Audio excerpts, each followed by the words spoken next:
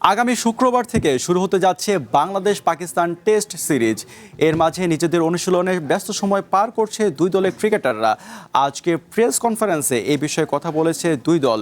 সিরিজের আরও বিস্তারিত জানতে যুক্ত হচ্ছেন ফয়সাল হাবিব।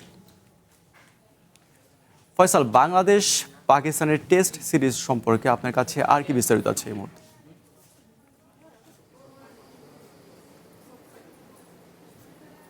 সিয়াম, যেমনটা আপনি বললেন যে শুক্রবার থেকেই শুরু হচ্ছে দুই দলের টেস্ট সিরিজের প্রথম ম্যাচটা, এবং আজই প্রথমবারের মতো অফিসিয়াল প্রেস কনফারেন্সে এসেছিল দুই দলের প্রতিনিধি।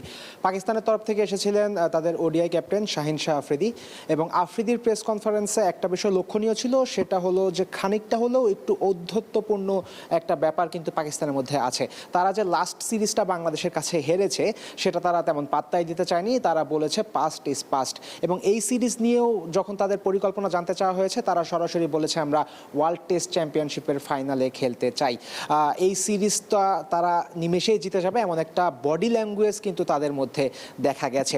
এবং আরও একটা মজার বিষয়, সেটা হলো যে বাংলাদেশ এই ঢাকা টেস্টের জন্য মোটামুটি একটা সবুজ উইকেট তৈরি করেছে, যে উইকেটে পেসাররা ভালো করবে বলেই ধারণা। পাকিস্তান পেসাররা এই উইকেটে বল করার জন্য কতটা মুখিয়ে আছে প্রশ্নেও কিন্তু আফ্রিদি পজিটিভ উত্তর দিয়েছেন। তিনি বলেছেন পাকিস্তান পেসাররা এই ধরনের পিচে ভালোই করবে। বাংলাদেশের তরফ থেকে প্রেস কনফারেন্সে এসেছিলেন হেড কোচ ফিল সিমন্স, এবং সিমন্স কিন্তু উল্টো দিকে বিনয়ী ছিলেন।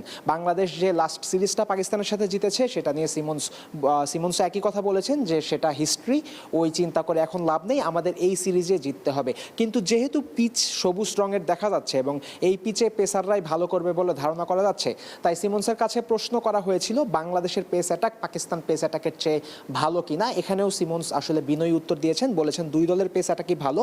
যেহেতু test match session by session খেলা হয়, যে সেশনে যে দল ভালো করবে বা কোনো পার্টিকুলার মুহূর্তে যে দল ক্যাশ ইন করবে, যে দল ওই দিন ওই সময় ভালো করবে, সে দলই জিতবে বলে তিনি মনে করছেন। অর্থাৎ বাংলাদেশ কোচ কিন্তু কূটনৈতিক একটা উত্তর দিয়েছেন। কিন্তু পিচ দেখে যা মনে হচ্ছে এবং দুই দলের স্কোয়াড দেখে যা মনে হচ্ছে, তাতে করে ঢাকা টেস্টে বাংলাদেশ পেসাররাই এগিয়ে থাকবে এবং বাংলাদেশে এগিয়ে থাকবে বলে মনে হচ্ছে।